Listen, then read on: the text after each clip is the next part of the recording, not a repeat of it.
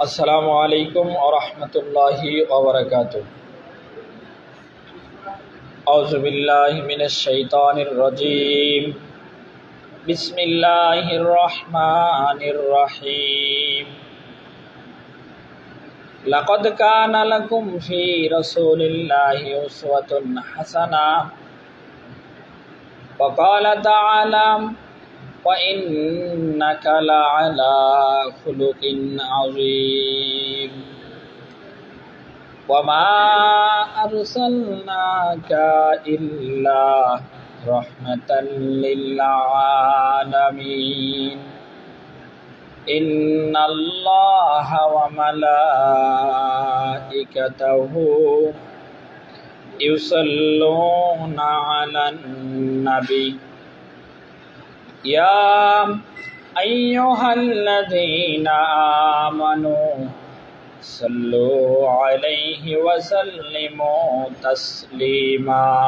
अल्लाहुम्मा सल्लि अला सय्यिदिना मौलाना मुहम्मद व अला आलि सय्यिदिना शाफियाना मुहम्मद। अल्लाहुम्मा सल्लि अला सय्यिदिना मौलाना मुहम्मद व अला आलि सय्यिदिना शाफियाना मुहम्मद। अल्हम्दुलिल्लाह, समस्त प्रशंसा আল্লাহ তাআলার জন্য যে আল্লাহ তাআলা আমাদেরকে পবিত্র মাহে রবিউল আউয়াল মাসের দ্বিতীয় জুমা, আজকে ক্যালেন্ডার অনুযায়ী 12 তারিখ,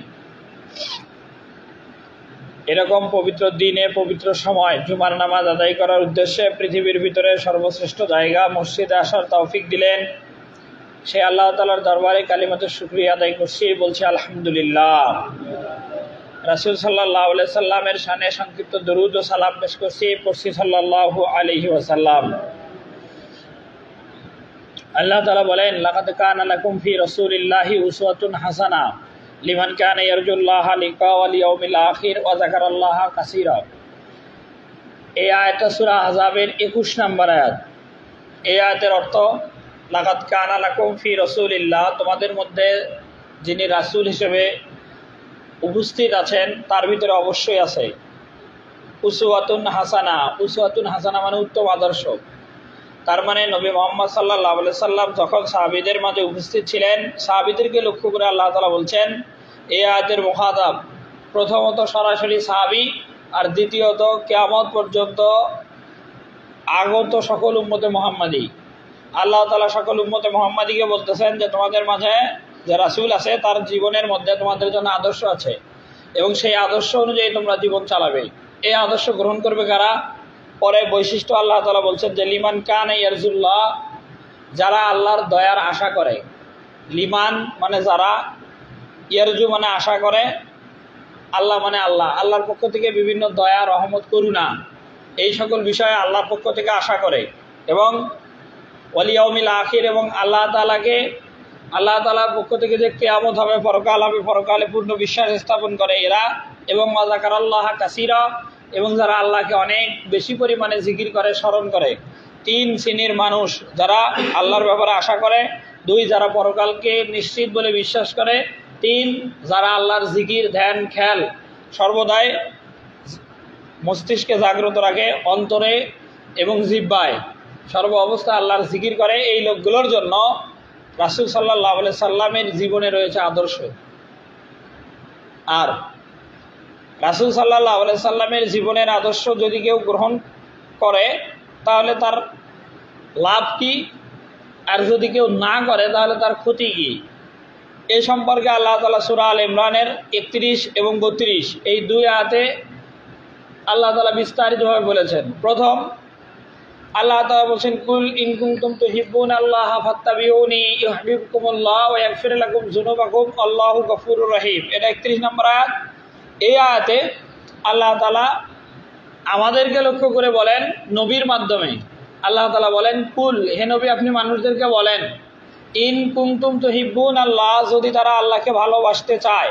ইন হরফে শর্ত, মানে যদি, মানে প্রথম কাজটা যদি করেন পরেরটা হবে, আর প্রথম কাজটাই যদি না করেন পরেরটা হবে না।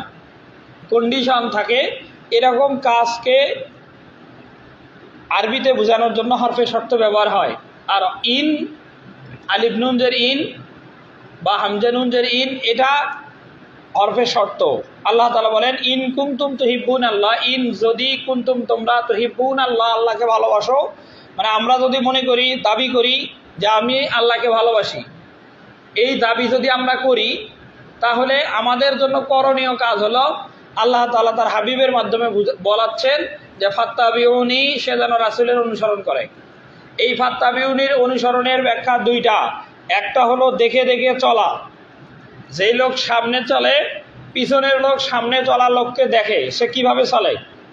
এটা যেমন বিভিন্ন বাহিনীতে আছে, যারা কমান্ডার, যারা যখন ট্রেনিং করে সামনের জন যেভাবে করে পিছনের জন হুবহু তার অনুসরণ করে, এটাকে তাবউন আরবিতে বলা যাবে। আর রাসূল যে জামানায় দুনিয়াতে আসেন সেই জামানায় সাহাবীরা রাসূলকে সামনে দেখেন, কোন ইবাদত, কোন আমল, কোন লেনদেন, কোন চলাফেরা, কোন কথা বলা, মানে সামগ্রিক বিষয়টা রাসূল কিভাবে করেন সাহাবীরা ঠিক সেইভাবেই করেন। আর এটাই হলো তাবউন। এ কারণে সাহাবীদেরকে লক্ষ্য করে রাসূল সাল্লাল্লাহু আলাইহি সাল্লাম নামাজের ব্যাপারে বলেন, সল্লু কামা রাআইতুমুনি উসাল্লি, আমি যেভাবে নামাজ পড়ি তোমরা সেইভাবে আমাকে দেখে নামাজ পড়ো। যদি ওইভাবে হয় তাহলে রাসূলের অনুসরণ করা হলো। এটা রাসূলের জামানার সাথে ব্যাখ্যা। আর শেষ জামানা বা আমাদের সময়ের ব্যাখ্যা হলো রাসূলের রেখে যাওয়া সুন্নত। রাসূলের রেখে যাওয়া সুন্নত তথা কোরআন এবং হাদিস আমাদের সামনে মজুদ। কোরআন এবং হাদিসে রাসূল সাল্লাল্লাহু আলাইহি সাল্লাম আল্লাহর হুকুমগুলো কিভাবে বাস্তবায়ন করেছেন সেগুলোর পূর্ণাঙ্গ বিবরণ আছে। সেগুলো অনুযায়ী আমাদের জীবনটাকে সুন্দর করে চালানো। যদি আমরা দাবি করি এই জামানাতে এসে যে আমি আল্লাহকে ভালোবাসি, তাহলে আমার করণীয় হবে হাদিস এবং সুন্নাহর উপরে থেকে পূর্ণ জ্ঞান অর্জন করে রাসূল কিভাবে তার জীবনের নবুয়তির 23 বছর পালন করেছেন সেটা জেনে ঠিক সেইভাবেই আমল করা। ইন কুনতুম তুহিব্বুন আল্লাহ, যদি তোমরা আল্লাহকে ভালোবাসো তাহলে ফাত্তাবিউনি, আমার অনুসরণ করো। রাসূল বলছেন যদি কেউ রাসূলের অনুসরণ করে আল্লাহকে ভালোবাসার দাবি পূরণের জন্য, তাহলে পরের কথা আল্লাহ তাআলা নিজেই বলতেছেন যে ইউহিব্বুকুমুল্লাহ, আল্লাহ নিজের থেকে এই লোকটাকে ভালোবাসবেন। তার মানে যারা সুন্নতি জিন্দেগির উপরে আমল করে এই লোকটাকে আল্লাহ নিজেই ভালোবাসে। হয়তোবা সমাজের চিত্র ভিন্ন, ইয়ং বয়সে কেউ যদি দাড়ি রাখে সমাজের লোক তাকে নিয়ে বিভিন্ন তুচ্ছ তাচ্ছিল্য করে, যে দাড়ি রাখছে, বড় জুব্বা বা বড় গোল পাঞ্জাবি পরে একে নিয়ে তুচ্ছ তাচ্ছিল্য করা হয় গ্রামে শহরে, বন্ধু বান্ধবের ভিতরে, আত্মীয় স্বজনের ভিতরে, যে এই ছেলে হুজুর হয়ে গেছে। আসলে এরকম না, বরং মূলের বিষয়টা হলো সে জুব্বা পড়তেছে রাসূলের সুন্নত হিসাবে, টুপি পড়তেছে রাসূলের সুন্নত হিসাবে, দাড়ি রাখতেছে সুন্নত হিসাবে।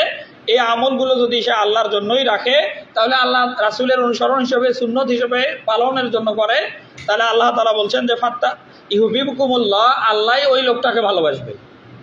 যখন কোনো লোককে আল্লাহ নিজের থেকে ভালোবাসবে তার থেকে আর কি পাওয়ার হতে পারে? আল্লাহ তাআলা বলছেন যে ইউহিব্বুকুমুল্লাহ, আল্লাহ নিজে ওই লোকটাকে ভালোবাসবেন। এটা প্রথম।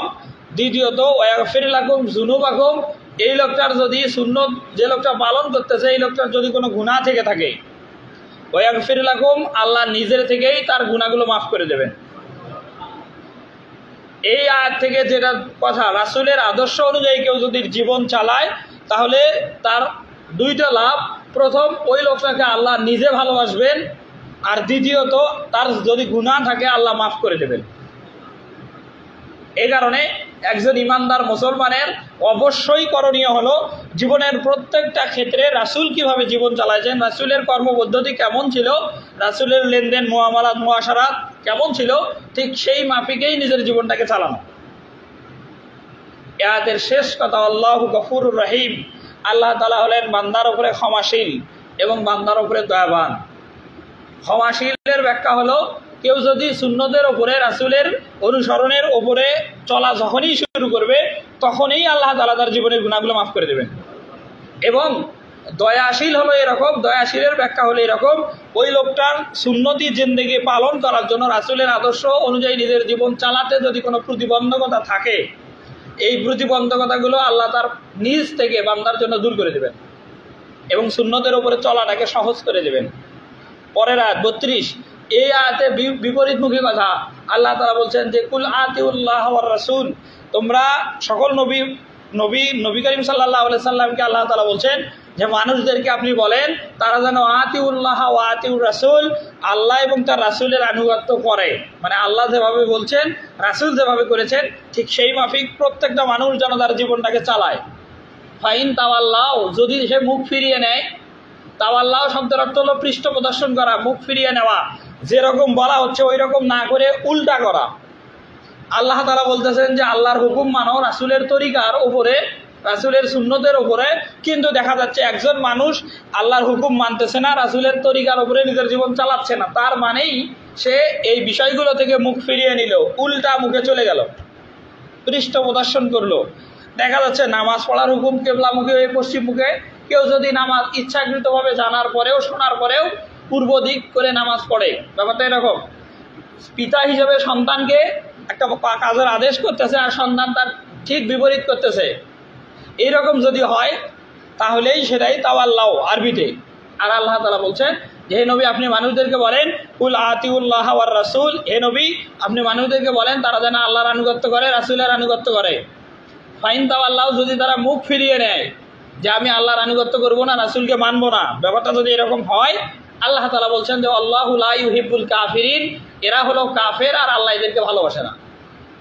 তাহলে এই দুই আয়াতকে সামনে রেখে আমরা বলতে পারি যারা রাসূলের অনুসরণ অনুকরণ করে আল্লাহ তাদেরকে নিজের থেকে ভালোবাসে, আর যারা আল্লাহ এবং তার রাসূলের অনুসরণ অনুকরণ করে না আল্লাহ তাদেরকে ভালোবাসে না। আর আল্লাহ তাদেরকে ভালোবাসে না, তাদের ইহকাল পরকাল অবশ্যই বরবাদ। এবং দুনিয়াতে যেমন লোকটা বিভিন্ন ধরনের বিপদ আপদ মুসিবতের ভিতরে নিমজ্জিত থাকবে, ঠিক একইভাবে পরকালে নিশ্চিত সে জান্নাত থেকে বঞ্চিত হবে এবং জাহান্নামের একজন অধিবাসী হবে। এ কারণে জীবনের প্রত্যেকটা ক্ষেত্রেই আল্লাহ এবং তার রাসূলের অনুসরণ অনুকরণ করা দরকার।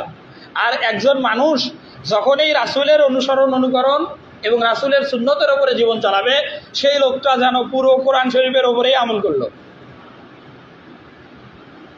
হযরত আয়েশা রাদিয়াল্লাহু তাআলা আনহা, রাসূল সাল্লাল্লাহু আলাইহি সাল্লামের স্ত্রী উম্মুল মুমিনিন, তার জীবদ্দশায় নবী করিম সাল্লাল্লাহু আলাইহি সাল্লামের ওফাতের পরে, আবার বলছি রাসূল সাল্লাল্লাহু আলাইহি সাল্লামের ওফাতের পরে আয়েশা রাদিয়াল্লাহু তাআলা আনহাকে সাহাবায়ে কেরাম এসে জিজ্ঞাসা করেন, হে উম্মুল মুমিনিন, রাসূল মুহাম্মদ সাল্লাল্লাহু আলাইহি সাল্লামের চরিত্র কেমন ছিল?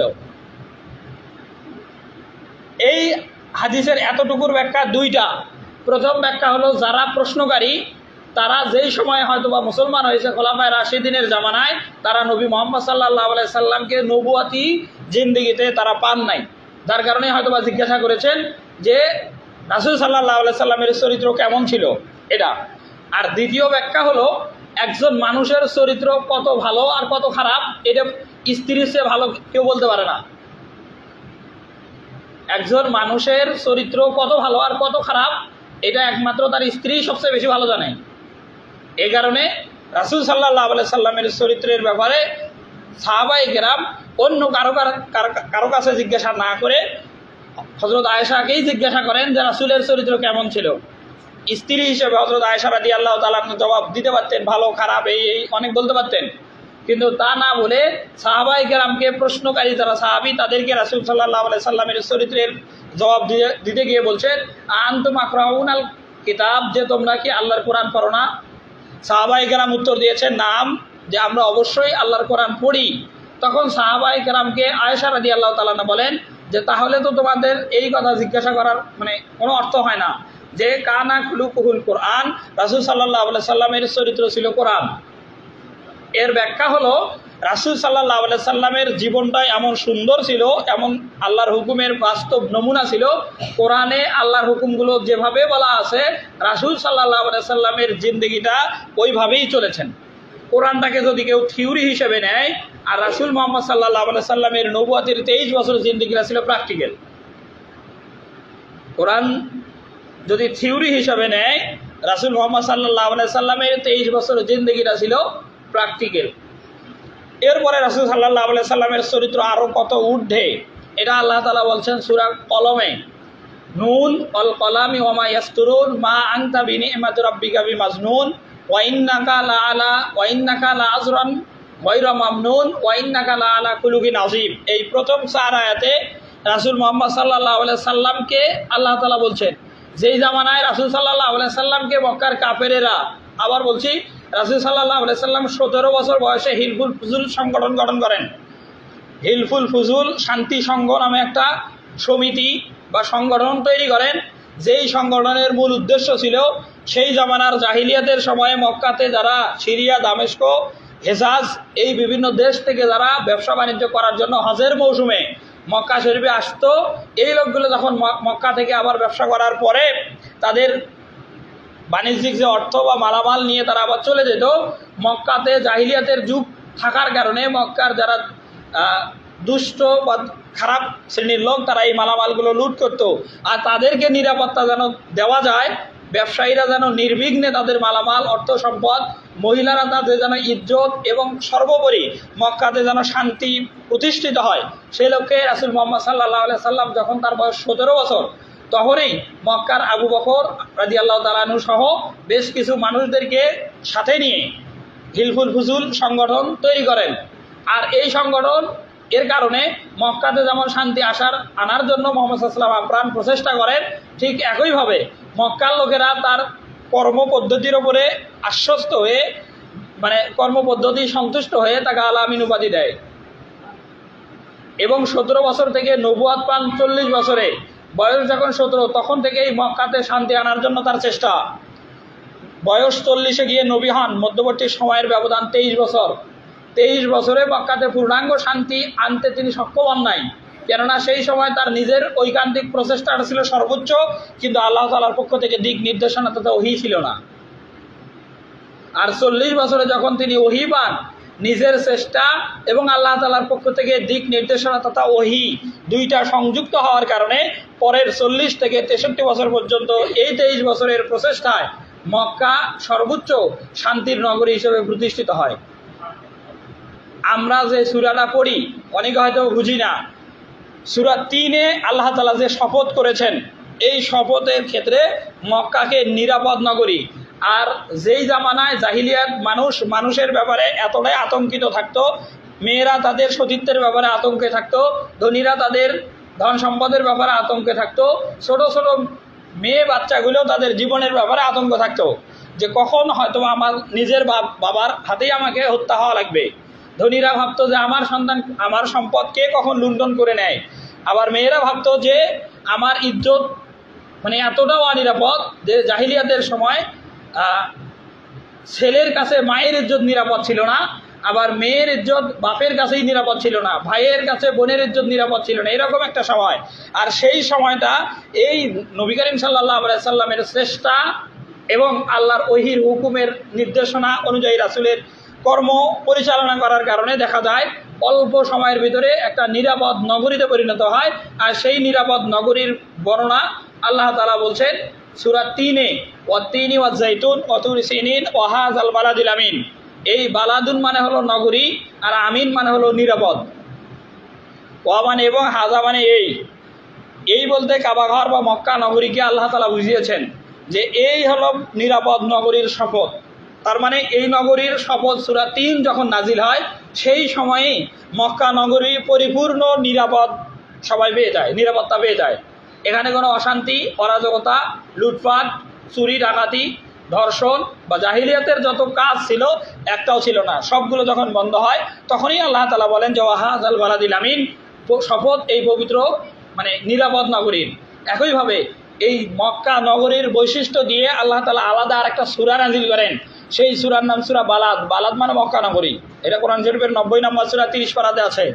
এই সূরার প্রথমেও আল্লাহ তাআলা বলছেন যে লা উকসিমু বিহাযাল বালাদ, মানে অবশ্যই আল্লাহ তাআলা কসম করতেছেন। উকসিমু মানে আমি নিজে কসম করতেছি, এটা ওয়াহিদ মুতাকাল্লিমের সিগা।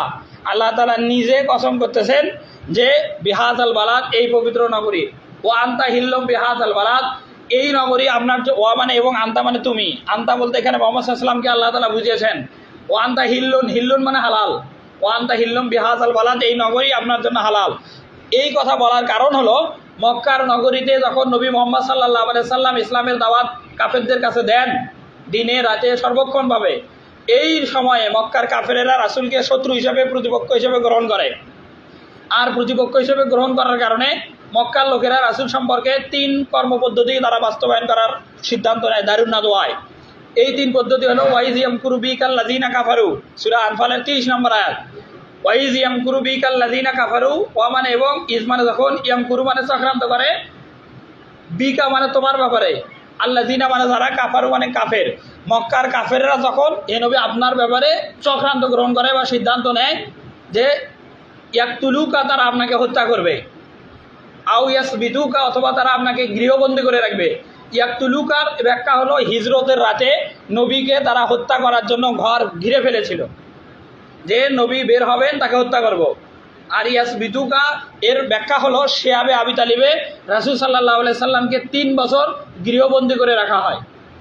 যে আমরা যেমন সামাজিকভাবে এক ঘরে করে রাখি, যে তার সাথে কোনো রকমের কথাবার্তা আমরা বলবো না, তার সাথে লেনদেন হবে না, তার সাথে কোনো রকমের সন্ধি চুক্তি বা কোনো রকমের আমাদের সম্পর্ক থাকবে না, সকল সম্পর্ক ছিন্ন করে সামাজিকভাবে যেটাকে এক ঘরা করে রাখা হয়, ঠিক এরকমই রাসূল মুহাম্মদ সাল্লাল্লাহু আলাইহি সাল্লাম সহ তার কুরাইশ বংশের এবং বেশ কিছু যারা সাহাবী ইসলাম গ্রহণ করেন নবুয়তের প্রাথমিক দিকে, তাদেরকে শিয়াবে আবি তালিব, আবু তালেবের নামে এই পাহাড়, এই পাহাড়ের গুহায় আবু তালেবও এই ছিলেন, যদিও সেই সময় আবু তালেব মুসলমান হন নাই, তবুও রাসূলের সাথে এই ঘরে মানে এই পাহাড়ের গুহায় তারা গৃহবন্দী থাকে। এই গৃহবন্দির কথা আল্লাহ তাআলা বলছেন, আও ইয়াখরিজুকা, অথবা মক্কা থেকে তারা বের করে দেবে। 3 পদ্ধতি, 1 হত্যা করা, 2 গৃহবন্দী করে রাখা, 3 মক্কা থেকে বের করে দেওয়া। আল্লাহ তাআলা বলেন যে ওয়ায়ামকুরুনা ওয়ায়ামকুরুল্লাহ, আল্লাহ তাআলা কৌশল করেন তাদের চক্রান্তের বিপরীতে, ওয়াল্লাহু খায়রুল মাকিরিন, এবং আল্লাহ তাআলা হলেন উত্তম কৌশলী। এর ব্যাখ্যা হলো যখন রাসূল সাল্লাল্লাহু আলাইহি সাল্লাম মক্কাতে ফিরে আসলেন, মক্কা বিজয় করলেন, মক্কা বিজয় করার কথা 2 সূরাতে আছে। প্রথমত মক্কা বিজয়ের নামেই একটা সূরা আছে, সূরা ফাতাহ, এটা 48 নম্বর সূরা, ফাজিলে তাফসিরে জালালাইন পড়ানো হয়।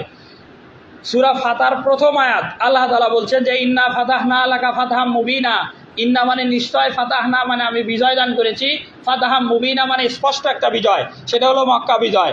মক্কা বিজয়কে স্পষ্ট বিজয় বলার কারণ হলো যখন মুহাম্মদ সাল্লাল্লাহু আলাইহি সাল্লাম নবম হিজরিতে উমরা বা হজ আদায় করার জন্য মদিনা থেকে সাহাবীদেরকে সাথে নিয়ে মক্কায় আসেন, তখন মক্কাতে এই হুদাইবিয়া নামক যে স্থান, এই হুদাইবিয়াতে এসে বাধাগ্রস্ত হন। মক্কার কাফেররা রাসূলকে সেই বছর হজ করতে বাধা দেন এবং সেইখানে চুক্তি হন, সন্ধি হন, সেটাই হুদাইবিয়ার সন্ধি। এই হুদাইবিয়ার সন্ধিতে রাসূলকে বলা হয় যে এই বছর মুহাম্মদ সাল্লাল্লাহু আলাইহি সাল্লাম হজ আদায় করতে পারবে না, উমরা আদায় করে আবার মদিনায় ফিরে যাবে। 10ম হিজরিতে আবার হজ করার জন্য তাকে অনুমতি দেন মক্কার কাফেরেরা। এবং এখানে আরও চুক্তি করা হয় যে মক্কা থেকে যদি কোনো লোক ইসলামের স্বার্থে বা ইসলাম গ্রহণ করে মদিনায় যায়, নবী মুহাম্মদ সাল্লাল্লাহু আলাইহি সাল্লাম মক্কা থেকে মুসলমান হয়ে যাওয়া লোক মদিনায় যদি যায়, তাকে মক্কায় আবার ফেরত পাঠাবে। চুক্তিটা দেখেন, চুক্তিটা একতরফা। আবার বলতেছি, মক্কার কোনো লোক যদি ইসলামের সৌন্দর্যে আকৃষ্ট হয়ে মুসলমান হয়ে মদিনায় যায় নিজের ইচ্ছায়, তাহলে নবী মুহাম্মদ সাল্লাল্লাহু আলাইহি ওয়াসাল্লাম মদিনা থেকে ওই লোকটাকে আবার মক্কায় পাঠাবে। আর মদিনার থাকা মুসলমান যদি ইচ্ছা করে বা মনে করে, কাফেরদের কথা, যে তারা যদি মনে করে যে আমি আর মুসলমান থাকবো না, এখন মক্কায় গিয়ে আবার পূর্বের ধর্ম কাফের বা আমাদের বাপ দাদার যে ধর্ম লাত মানাত উজ্জা, এই ধর্মে আমি আবার ফিরে যাব, তাহলে সে নির্দ্বিধায় মক্কায় আসবে এবং আমরা তাকে আর ফেরত পাঠাবো না। একতরফা চুক্তি করেন।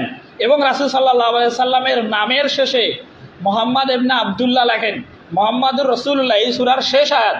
এই সূরার শেষ আয়াতে মুহাম্মদ সাল্লাল্লাহু আলাইহি সাল্লামের রিসালাতের কথা আল্লাহ তাআলা বলছেন যে মুহাম্মাদুর রাসূলুল্লাহ ওয়াল্লাযীনা মাআহু আশিদ্দাহু আলাল কুফার রুহামাউ বাইনাহুম তারাহুম রুকআন সুজ্জাদা ইয়াবতাগুনা ফাদলাম মিনাল্লাহি ওয়া রিদওয়ানা সীমাহুম ফি উজুহিহিম মিন আসারিস সুজুদ। এই আয়াতে মুহাম্মদ সাল্লাল্লাহু আলাইহি সাল্লামের রিসালাত এবং তার সঙ্গী সাথী 4 খোলাফায়ে রাশিদিনের কথা আল্লাহ তাআলা উল্লেখ করেছেন এইভাবে যে মুহাম্মাদুর রাসূলুল্লাহ, মুহাম্মদ সাল্লাল্লাহু আলাইহি সাল্লাম হলেন আল্লাহর রাসূল। ওয়াল্লাযীনা মাআহু, যিনি তার সাথে ছিলেন। কে সাথে ছিলেন? এই কে সাথে ছিলেন আর কাকে বোঝানোর উদ্দেশ্য এর ব্যাখ্যা সূরা তাওবার 40 নম্বর আয়াত। ইজ হুমা ফিল গর, যখন হিজরত করার সময় দুইজন গুহার ভেতরে অবস্থান করেন। গর উন্মান শব্দের অর্থ হলো গুহা।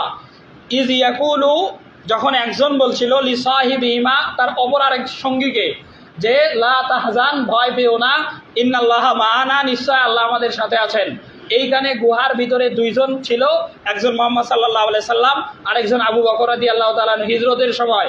আর হিজরতের সময় যখন মক্কা থেকে নবী করিম সাল্লাল্লাহু আলাইহি সাল্লাম হিজরত করে মদিনায় যান, আর হিজরত করার সময় দেখা যায় মক্কার লোকেরা এতটা চতুর ছিল যে রাসূল মুহাম্মদ সাল্লাল্লাহু আলাইহি ওয়াসাল্লাম, আবু বকর রাদিয়াল্লাহু তাআলা আনহু এবং উটের যে পায়ের চিহ্ন, এইগুলো পায়ের চিহ্ন দেখে দেখে তারা বুঝতে পারত যে এটা কার পায়ের ছাপ। তাদের জ্ঞান এতটা প্রখর ছিল।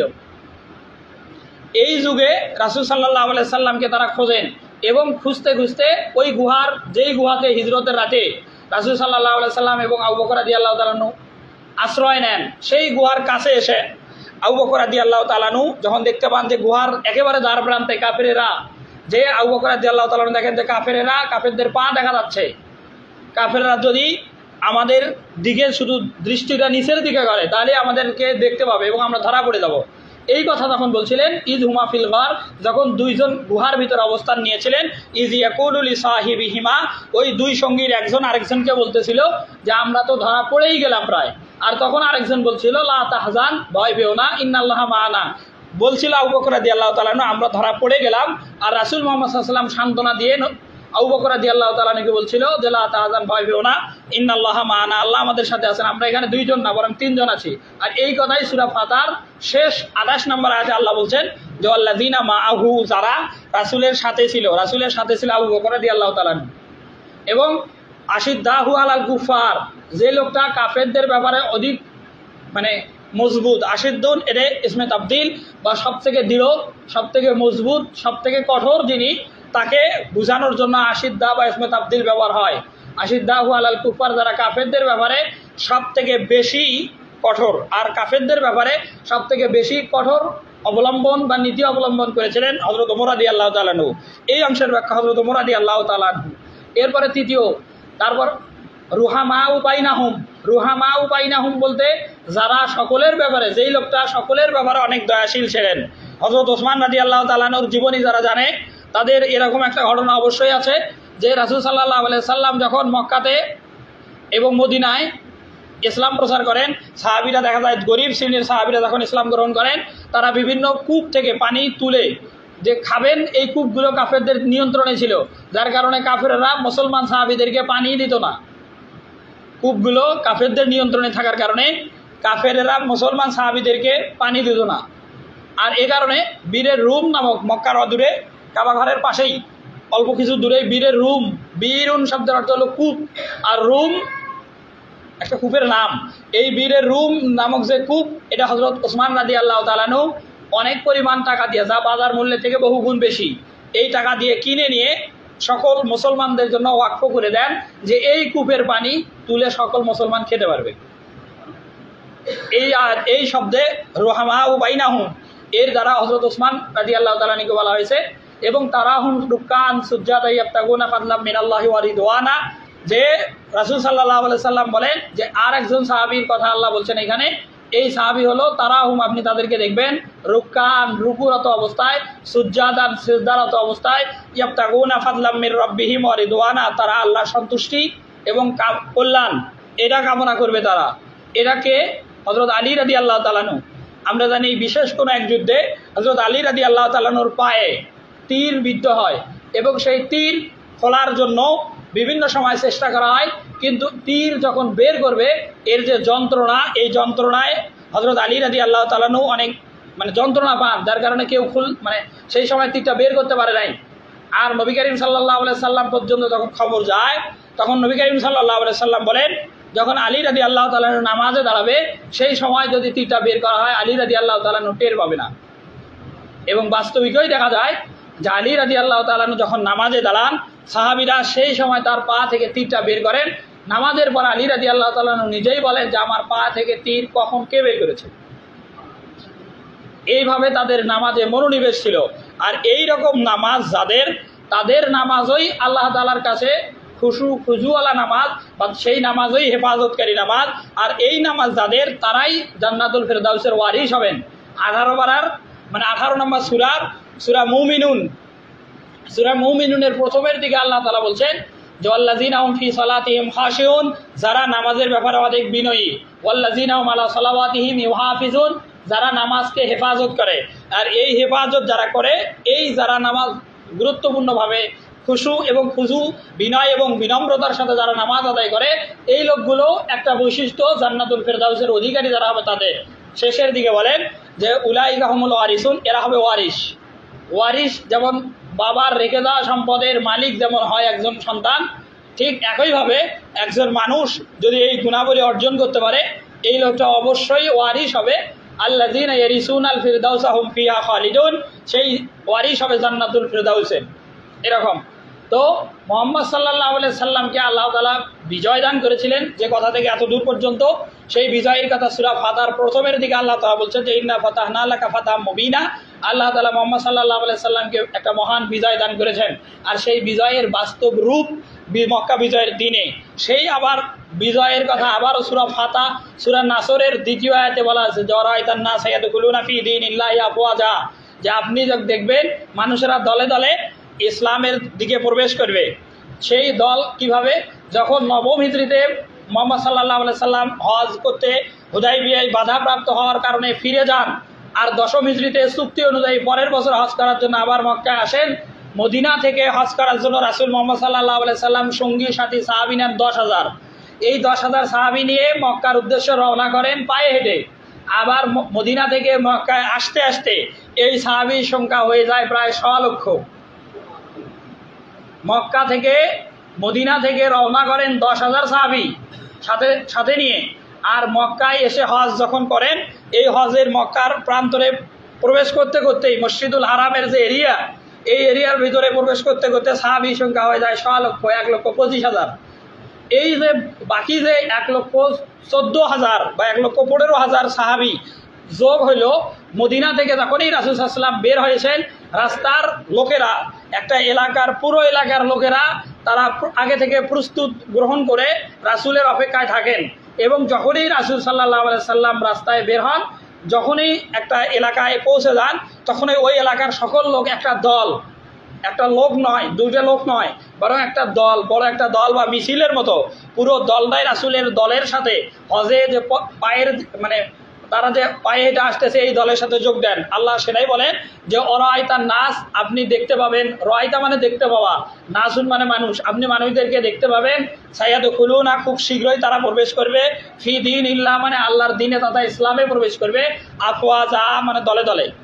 আর যখনই দলে দলে মানুষ প্রবেশ করবে, তখনই সূরা নাসরের প্রথম আয়াতটা ইজা জা নাসরুল্লাহি ওয়াল ফাতহু, ইজা মানে যখন, জা মানে আসবে, নাসরুল্লাহ মানে আল্লাহর সাহায্য, ওয়াল ফাতহুন মানে তখনই হবে ইসলামের বিজয়।